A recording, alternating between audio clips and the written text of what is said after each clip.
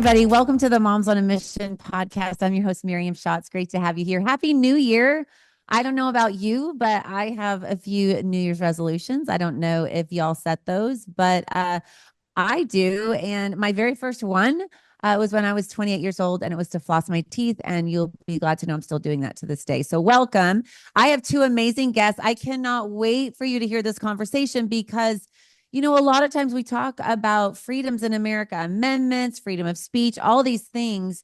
And really, I think the very most important amendment, in my humble opinion, is the Second Amendment, and that's the right to bear arms. So I have two amazing guests today who are going to weigh in, experts, I believe, two friends of mine. Michael Lauber with The Insurrection, a show he hosts, and then my dear friend Aynaz Cyrus with the show Live Up to Freedom. Welcome, Aynaz and Michael. It's an honor of mine to have you join me today. Thanks for being here. Well, thank you for having us. And I really want to know what tragedy led to that New Year's resolution to floss your teeth because It's I'd have to kill you if I told you. Just kidding. No, honestly, I was reading about habit forming and things, and they said if you can do something for 3 weeks, 21 days, that you'll do it forever. And so, I was 28 and I thought, this would probably be really good for my teeth long term. And so I was just working. I was a pharmaceutical rep at the time. Don't hold it against me. And I was just driving. I drove a lot and I thought, I wonder if I could do this for 21 days. And sure enough, I did. I think I've not flossed my teeth since 28. I'm 55 now. I think maybe 2 or 3 times. And it's only been because I've run out of dental floss. That's the only time I've not flossed. So, yeah, just a heads up, 21 days, you can do almost anything. Well, congratulations. so Yeah. so so is that how they train? So you become a Democrat, all you have to do is to be irrational and hate America for 21 days, and then the rest of your life is set to go? Yeah, I think you're right, Ines. I think you're right. Yeah, also I think you have to not be a critical thinker and know what the Bible says, know what the Declaration of Independence says, know your history. I think I've told you this, Ines. Michael, I have a Bible. It's called the Founders Bible, and it's from wallbuilders.com, and it weaves Yep. in history throughout every part of the Bible. And it's so incredibly fascinating because, first of all, even if you were taught the truth as a kid, you probably won't remember it. And then many times we weren't even taught the real truth, right? Because it's been slanted to teach us to hate our country and to not know the truth about our founding fathers. So, anyway, I think it's really important to be a critical thinker to know the truth, no matter what habit you're trying to develop. I Yes. agreed. Yeah, and good, like you said, good habits carry forward. Once we get in a routine, we tend to stick with it. So it's better to develop good habits when you're young, stick to them, and then you'll have less misery as your life moves forward. Well, I have to ask you guys, today we're going to talk about the Second Amendment, and this show kind of is an accidental topic that we just happened to be talking about the other day. We were talking about the United Healthcare CEO who was just murdered with from a gentleman with a silencer on his gun, and that's kind of how this all came down. And I really, this was Ina's idea, this show, because I think it's really important. I mean, we know what our Second Amendment says. In fact, I brought my little Constitution with me today, and it has the amendments in the back. And I wanted to read it. It says, a well regulated militia being necessary to the security of a free state, the right of the people to keep and bear arms shall not be infringed. And I'm thinking about goals this next year, and I think about the fact that I have a gun and I have a conceal and carry license, and I know that I could carry it, but it terrifies me because I went one time and I went out there and I did the thing, I took the test, I hit the target. But I mean, honestly, I think that was 2 or 3 years ago, maybe longer.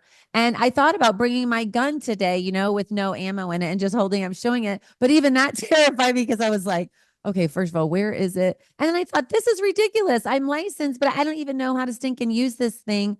And so I wanted to have you both on here to talk about, first of all, the reason why our founding fathers put this in here. And then number two, just some information about guns, about you were rattling off info about the silencers and all that. And I just think, maybe we could motivate Americans. Maybe one of the goals could be to become more comfortable with guns and maybe shoot them every few weeks just to stay comfortable.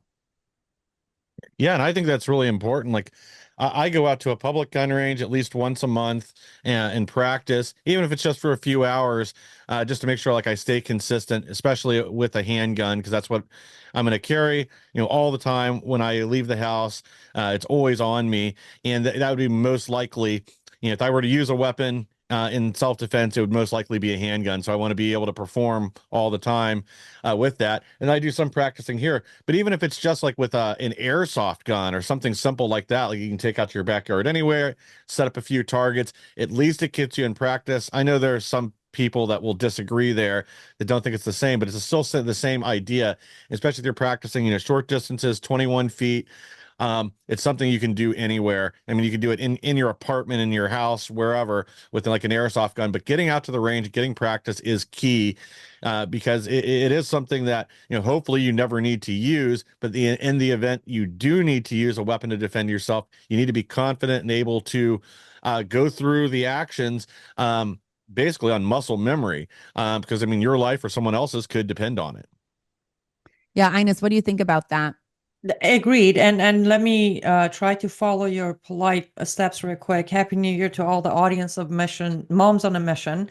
I really hope part of your resolution list this year is to study and learn our Constitution and then develop a respect that's required for our freedoms that will force you to live up to them every day. That is my prayer for everybody's resolution comes this very wonderful year ahead of us. I agree. And here, let me come to you as a point of view of a human rights activist.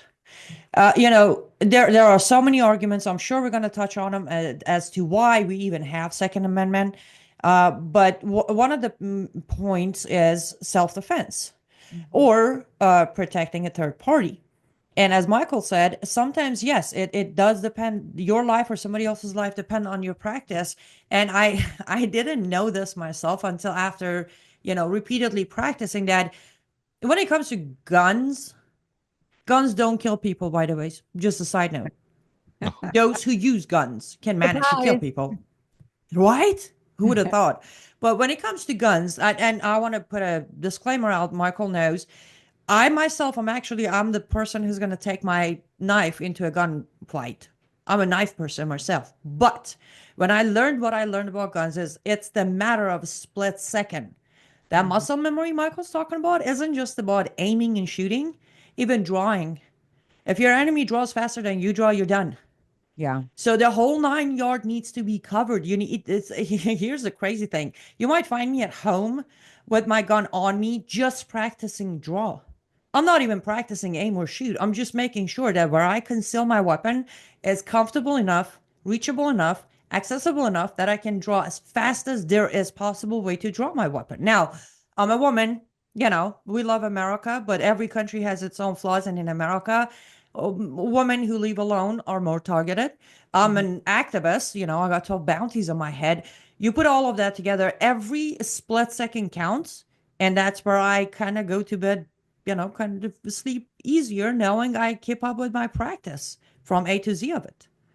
So I have a question now, Michael. I know the men, this is just a female question. I know the men carry their gun, I'm guessing like in a holster underneath their shirt, whatever, concealed or whatever. Aynaz, as a woman, I'm just curious, like if someone wanted to carry one, I mean, I feel like a lot of folks would maybe stick it in their glove compartment or the gals would maybe put it in their purse. Is that, your experience with having a gun and carrying one? No, here's my belief. If your gun's not on you, you're not carrying. You're Mm. borrowing. If you need to reach into your purse, you're done. If you need to lean over and get it from your glove compartment, you're done. No, I wear my weapon on me. Now, here's actually the beauty of it. With man, me always fighting for man's right in this country, right? For man, they're limited as to where they can conceal. With us, there are so many accessories out there, and I have every single one. You name it, I have it.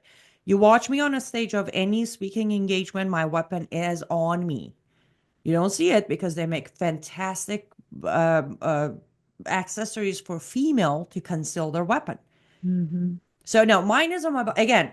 If I can't reach it, draw it, aim it, shoot it, faster than my enemy, there is no point of having it. It defeats the purpose. So no, I don't do purse or my car. Do I have a weapon in my car as extra? Yes.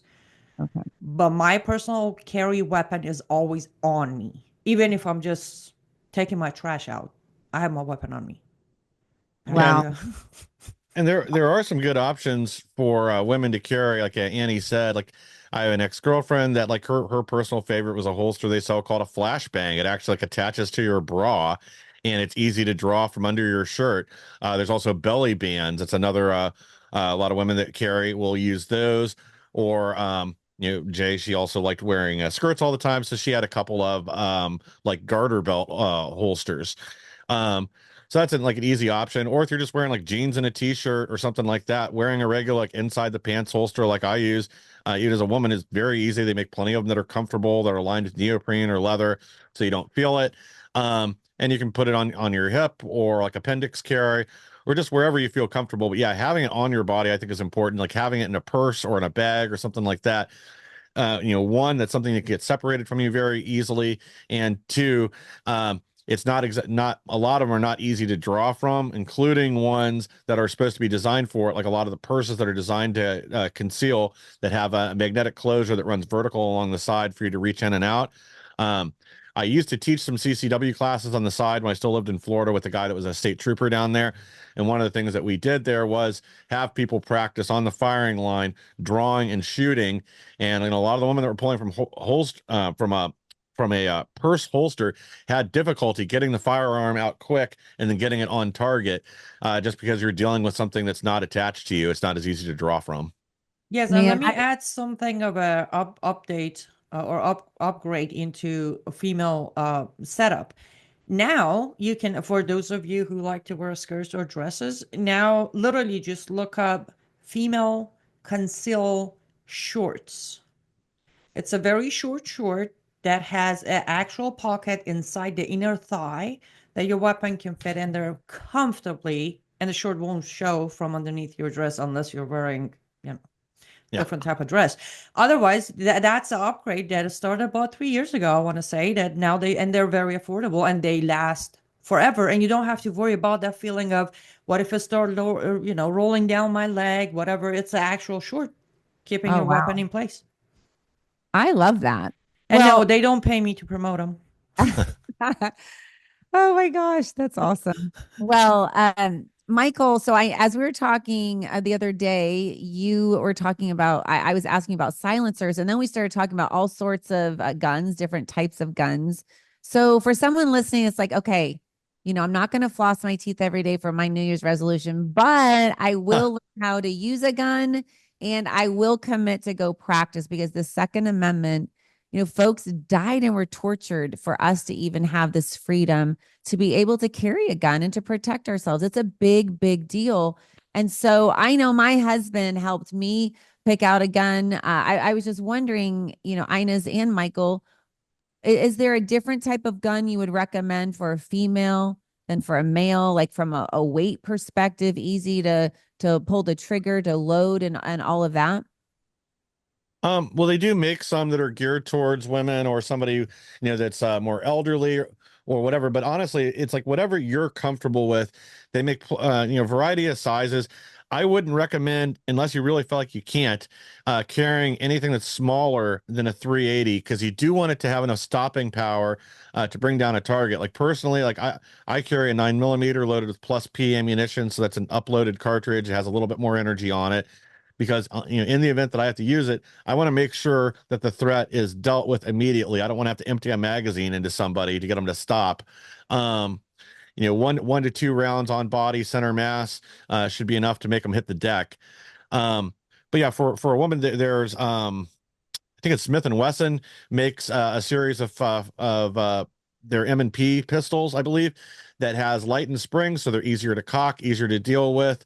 Um, they have a grip safety on them. A lot of people aren't comfortable with a gun without a safety on it, even though, I mean, that's what I carry. It's what I've carried for years, or a variety of pistols that don't have a regular on-off safety, that it's either a component of the trigger or like what I carry now, there is literally no safety on it. I carry a SIG P365. Um, but I would say the bottom line is what you're comfortable with. whether that's a revolver or an automatic or whatever, but something that you're comfortable with, that you're also comfortable shooting. If that's a lighter load, like a 380, fine. Or, a lot of women, for whatever reasons, tend to like a lot of revolvers, snub nose revolvers. There's plenty of those out there that are made of titanium and other materials that are very light, um, that have adequate stopping power to protect yourself. Um, there's a couple companies, again, Smith & Wesson, Taurus, Colt, and a number of others that make hammerless revolvers, so they're easy to draw. They won't get snagged on things. And there's a number of them now that even make them in pretty colors like pink and purple. No, I was going to ask that. Yes, I was going to ask, does the color matter? Does it make you a better markswoman? Yeah, yeah, it has more stopping power when it's pink. At least that's what Right. they tell me. Oh my gosh. Ines, what gun do you have? Well, if you don't mind, I will not actually put that out there, but I Oh, will say secret. It's a that here's my thing with ladies. And yes, I'm going to be sexist here, so bear with me. I would actually say don't go for a Taurus. Ladies don't tend to be comfortable enough to clean their guns regularly. Taurus will jam on you immediately. oh, From experience, I'm telling you, if you don't regularly clean it, if you don't use it regularly and it's just sitting there on your nightstand, don't do Taurus. I am a huge fan of Shield myself. However, my suggestion might be a little off because I stand at 5'10", 151 pounds with what would be giant hands for female. All of my weapons, all those that I do conceal or just have at home or practice with, they're all 9mm okay. guns. They tend to be big for most female hand. But bottom line is, I agree with Michael. When it comes to weapons, any kind of weapons, you need to be in control of it. So don't go for what we suggest or even the person at the gun store suggests. Go with what you're comfortable with. If your gun scares you, you're going to do something wrong with it, or Yeah. you're just going to hide from it because it's too scary. Make sure you're comfortable. As a very dear friend of mine always said, is like, you need to be able to hug your gun and love it. Make sure your Oh, hands hug your gun. Make sure it's not too big, too small. It's not slippery. The kick matters. I had a major shoulder injury, so I need to be careful of the kick when it comes to any kind of weapon, either guns or, AR, whatever it is. When I'm using them, I got to be careful with it. So there are more factors into what you pick. But the most biggest one, I think, Michael, I agree with you. Whatever you're comfortable with and whatever you can handle. And again, we can go practice every day. But when you need to use that gun, there's a lot of thing going through your body, lots of emotions, a lot of thinking, fast thinking. It needs to be something that is part of you. That weapon needs to be part of you so you don't have to think extra about what you're doing with it. You need to have it mastered. So get what is comfortable with you. so I completely agree with you because I didn't do it very often. This is one of my resolutions. I after talking with you guys, I'm sitting here thinking I'm going to do this once a week. I think if I did practice once a week, I would become more comfortable and I would hug my gun. I'm afraid of it right now, just to be honest. But I wanted to ask you both this. So you all live in climates that can be, a little cooler in the wintertime. Same for where I live. And so I don't want to go outside when it's 30 degrees to a range to practice. So we have some ranges indoors, but I really don't like them because, you're shooting against metal. It's so loud. And I feel like they have whatever ear, what do you call Ear them? protection. Yeah, Ear ear protection. protection. Right. But it's like, I don't know. I can still hear it and it still hurts my ears. So then it makes me not want to go there because of that. Do you all recommend a way to deal with that issue? Well, you can double up on hearing protection, put in earplugs, and then just put in a set of ear muffs over it. And that's inexpensive to do, just regular disposable, whatever they're called, foam. Yeah, earplugs work just fine. But you can put that with, I was trying to see if I had a pair that was in arm's distance. I don't. With just a standard pair of earmuffs, that'll block out most of the concussion, at least from your ears. You're still going to feel the concussion if you're in like a indoor range that's tight, closed, the low ceiling. I used to get, when I lived in Florida, there was one like that. I used to go to Krieg's a lot. And that was one of my big complaints there was they had that low ceiling and you were confined into a couple of small little rooms. So you'd felt the concussion as somebody was shooting like a 44 Magnum or something big next to you. Um, But there's plenty of good there, at least around here. There's plenty of indoor ranges and outdoor ranges that do have things spaced a little better, where there's open area in front of them for the blast to dissipate. Um, and a lot of them now that have the targets that are on wires that will pull forward and back that way, so they don't get they don't interfere.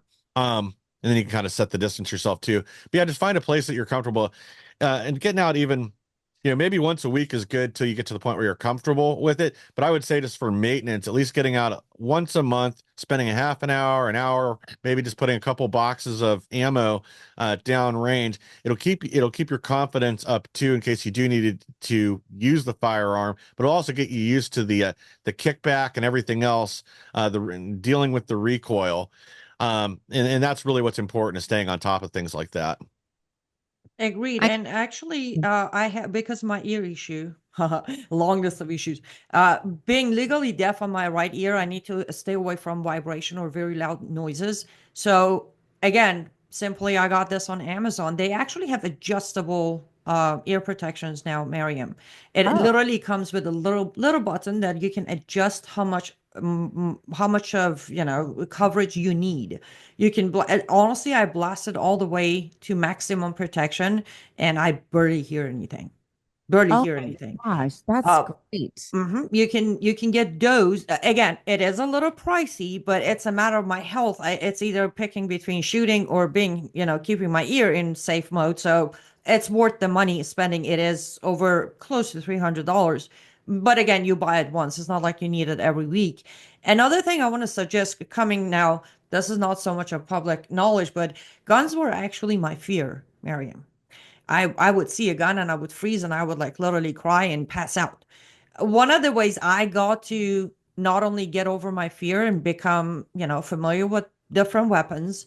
And here's the thing, but you have a friend like Michael Lauber, you're in for a treat. Like he Yeah. come over a few weeks ago and he brings like 3 weapons with him. I'm like, oh my goodness. Like he shows me how it works and he lets me hold it. It's all fun.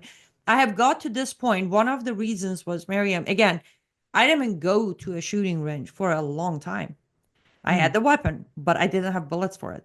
I just practiced with the weapon itself, just feeling it on my hand, putting it next to me for like 10 minutes, moving it from one hand to another, making sure I'm not trigger happy, practicing the finger, the hand position, all of that.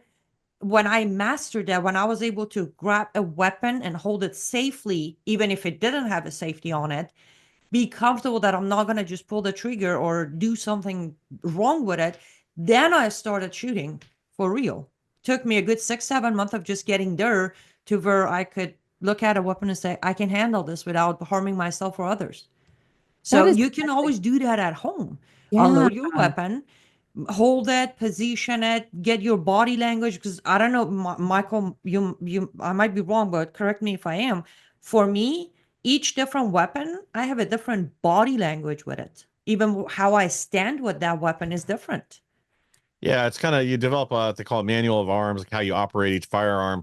And you're exactly right, Annie. The dry fire practice is really good to do, and it's something I do more or less like to get used to something, like after I've purchased it, but before I actually start carrying the weapon, a new weapon. I tend to stick with what I carry for a pretty long time, but I have made a number of changes over the years, just as my thoughts on the matter have changed. Um, so yes, doing the dry fire practice at home is a great way to get used to everything, get used to the trigger pull, and they even sell. There's a number of companies now that sell. Fake rounds with a laser emitter in them. So when you pull the trigger, you can get targets that are paired with this, so you can see exactly how you're doing. And there's a number of companies now, like Manus Arms, will even as you do that, it'll tell you what you're doing wrong and make suggestions for corrections, because it can tell if your finger was, say, off from where it should be from the trigger, or if you're pulling it too hard or too weakly, based on how the barrel shifts and where the round ends up instead of being a bullseye. Um, and again, like, it's not perfect, but it helps give you an idea, and it's something else you can do at home. Buy once, cry once. Systems like that are coming way down in price from where they used to be. I have no idea what a Manta system costs now. Um, but again, it's something that's inexpensive, probably around $100, and it's a way to practice at home in your living room safely with an unloaded weapon. And any practice is going to be good, whether it's live fire at the range or it's dry fire in your house. This is so genius. I am going to do this because I am the one that's afraid of my gun. And so I've learned a lot from you all today because that I think that is first and foremost what I need to do. And I am absolutely going to do that. And I think, after I do it weekly and I get comfortable, I am going to go to the maintenance, like you were saying, once a month. But I wanted to transition to this. And I just want your opinion, and we could maybe Google it. I don't know if it would be true or not, but how many Americans, if you just both had to take a wild guess, how many Americans do you think own guns and are comfortable with them like you both are? I mean, what would you say? How many Americans do you think are, and I'm not counting like the police force, just regular average Americans? There are more firearms in the hands of private citizens in America than there are in all the world's militaries. It's around 400 million firearms. It might be more than that by now. Actually, let's Google it real quick. That is, Uh, While you Google that, I would say yes, but with answering the exact question Miriam asked, I don't think every single one of those people are comfortable or know how to handle their weapons or maintain their weapon properly. But I would say, with my interaction in last 8 years with some people in Midwest areas, I would say probably a good 65% of that number can literally fight for this country with their weapons right now. That's how comfortable, knowledgeable, prepared, in good shape they are with any kind of weapon they have in their homes. and I was pretty close. It's 397 million oh guns are my in private gosh. hands in America.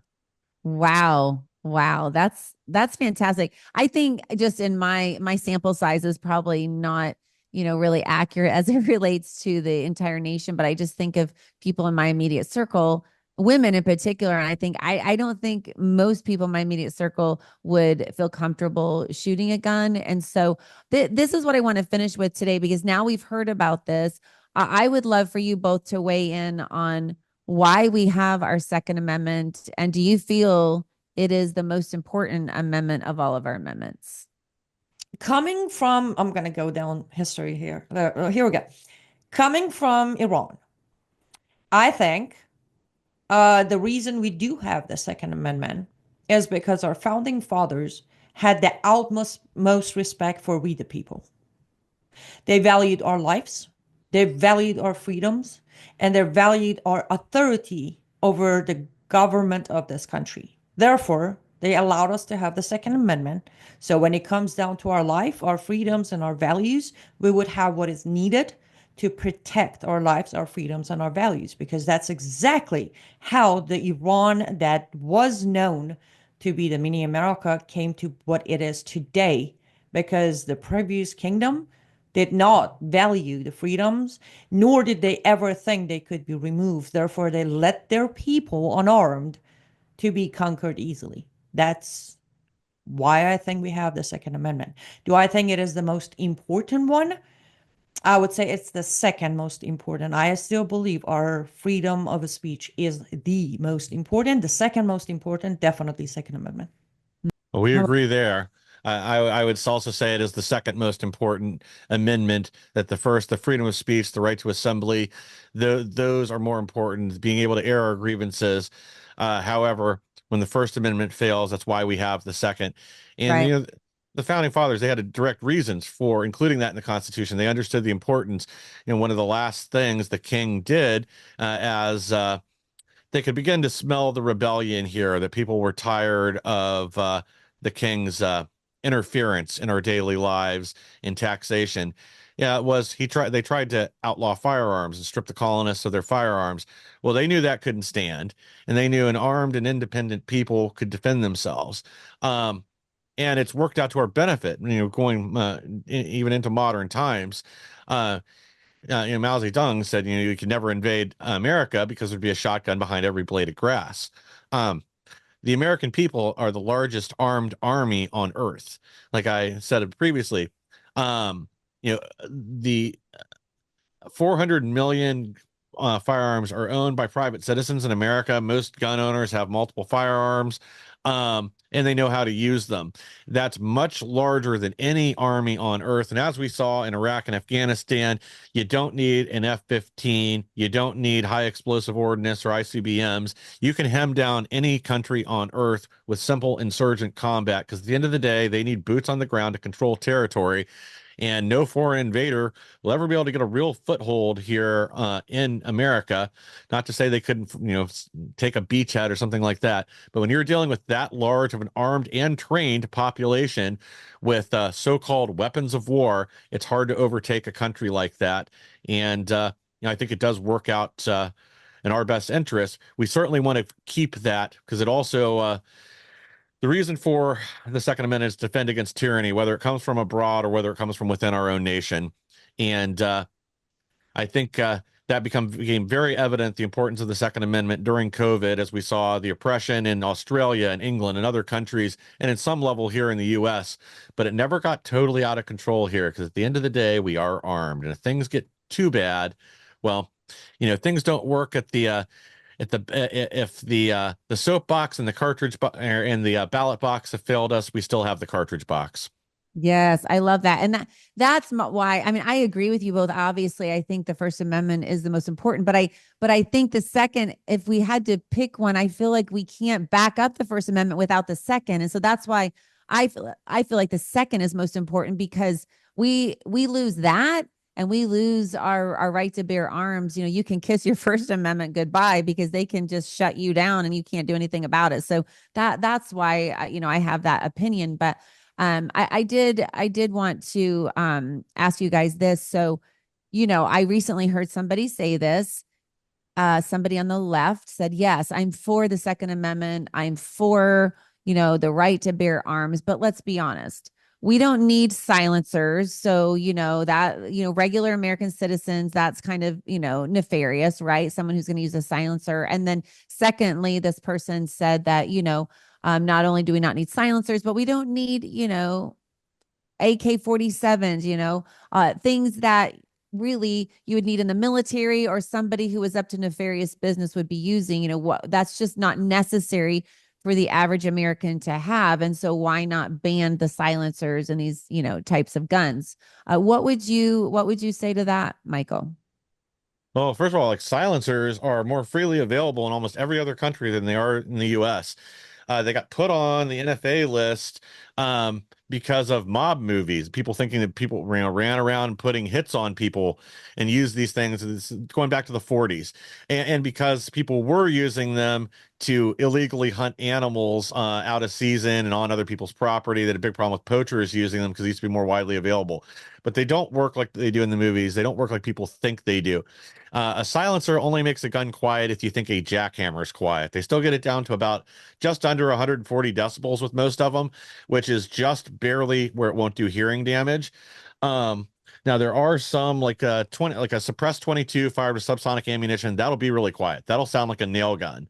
But most firearms, it just gets them down to like 135 decibels. It's still super loud. It's still going to sound like a gunshot. It doesn't sound like they do in the movies. But yeah, in like the UK, it's easier to get a silencer than it is a firearm. If you can get a firearm, it puts you on, like going through their process and everything else, then you can automatically go get a suppressor, because most nations look at it as like a courtesy, because it lowers the volume. It's not as loud for other people at the range. They look at it as hearing protection. Because the reason our military uses silencers is flash suppression. It gets rid of the muzzle flash, and it doesn't make you it doesn't make you, it doesn't broadcast to the world where you are, especially with people using night vision and things like that, where it highlights any little bit of light. But they don't work like the movies. They're not a danger to anybody or anybody else. As far as like AR-15s go, like, I the Second Amendment wasn't about hunting. It was about tyranny. It's about no matter where that tyranny came from. So we want to be equipped with the same type of weapons any modern military would, in case they ever do become necessary. We want to be well practiced with them. They are in common use too. Like the AR-15, the modern sporting rifle, is the most widely owned rifle in America as of today. It is in common use. Everybody has them. So you're not going to strip them away. They're also not what you generally use in crimes. It's generally cheap, small caliber handguns, 22s, 32s, 380s, and 9mm. It's inexpensive, small firearms that are usually stolen. Criminals don't carry complex weapons like you would see with the military. They're not smart enough for that. Let's be real. They don't have the training. They don't understand how they work. If you gave them something that's overly complicated, they're not going to use it anyway. Um, now you see people with Glocks and switches and all this stuff, which are already illegal. So banning the firearms doesn't solve the problem. Going after the criminals and enforcing the law, that's what prevents shootings. I like what you just said there because I don't think most people think about that you need to have equal power to resist if and when our government becomes tyrannical. And I don't think most people think about that. I think they, well, you can see, you saw it with COVID, you see it, saw it in Nazi Germany, Mao Zedong did it. I mean, you see that they create this horrific problem so that they can strip you of your power because, it's all in the name of safety, right? Like, oh, we're just keeping you safe when we strip you of your power. And, this is just another way, to do that. Like, oh, the criminals, or you see we just had another school shooting and, I just am like waiting for them to talk about gun control. Yeah, and he, she, it, whatever it was, used a handgun again, because that's usually what criminals in school shootings use are handguns. They're almost never going in with rifles. I mean, it does happen occasionally, but AR-15s are not used in so-called mass shootings. It's typically a handgun. It's something that's small and concealable that get a lot of rounds off fast with. But they're not trying to solve the problem. What they're trying to do is disarm America so the tyranny can get even worse and we have less avenues to resist. Yeah. Aynaz, what do you think about that? Well, let me answer that person's question in a non-technical way. So, our God-given rights written in our constitution or any other constitution of any other land, the rights are there for you to either practice them or not. They are not there to make you feel good or make you feel happy. They are a generic umbrella of one way or another life of a nation. Number two, well, here's the thing. We don't need to know anybody's sexuality. We don't need to know who identifies as what. I think we should ban LGBTQ. How's that for an idea?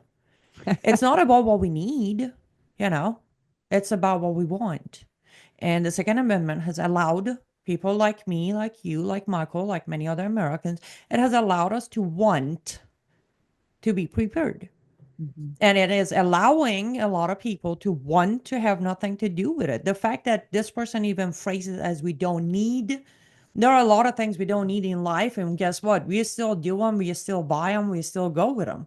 So the entire question altogether is very irrational, which is expected to be. So I'm not, I mean, I'm glad Michael has all those technical answers to give, but just as a person, I would say, hey, rights are there. You can practice them, you cannot practice them, but you don't get to take it away from me who is practicing them. Yeah, I Yeah. love that. Yeah, someone else's fear is not a justification for removing another person's individual right. I want to add one other little piece of information here, and especially somebody as a woman looking at it like this. Firearms are the great equalizer, as a wise man once said. God made man, and then Samuel Colt made all men equal. Because anybody can defend themselves with a firearm. You can take out a 7-foot behemoth on meth with a 9mm handgun. It makes you just as strong as they are. And that's the bottom line, is it is a defensive weapon that we have a God-given right to defend ourselves, our families, and other innocent people we may come across that are being oppressed or being beaten or robbed or whatever in the process of being murdered. Firearms are used to prevent a huge number of crimes every year. But that's never talked about for a long time. And I'd have to go back and check the data on this now. I don't know, with the Summer of Love riots and a few other things that have gone on in the last few years, it may have flipped. But for the longest time, the DOJ's own numbers said that private firearms were used to prevent more crimes every year than they were used to commit. So that stat may have flipped after the Summer of Love and with some of what's gone on in the cities over the last few years where they basically decriminalized crime. But that is a stat that's held true for decades. So there's a reason it's there. The founding fathers knew what they were doing, and it is a right that we cannot ever surrender to our tyrannical federal government. That is so powerful. And I just want to add to that real quick. What you're saying is so profound because that is what the left, that's what Marxists do, that's what communists do, is they change the narrative. And, Karl Marx said that, you accuse your enemy of doing what you're doing to create confusion. And then Saul Alinsky, basically said you control the language, you control the masses. And so they're Yep. all about the narrative. We hear General Flynn say this all the time. We're in a war of narratives. And so that's why it's so important to know your history, know the truth, and know the real statistics. I mean, you see these shooters go in and they release these manifestos or they write these manifestos.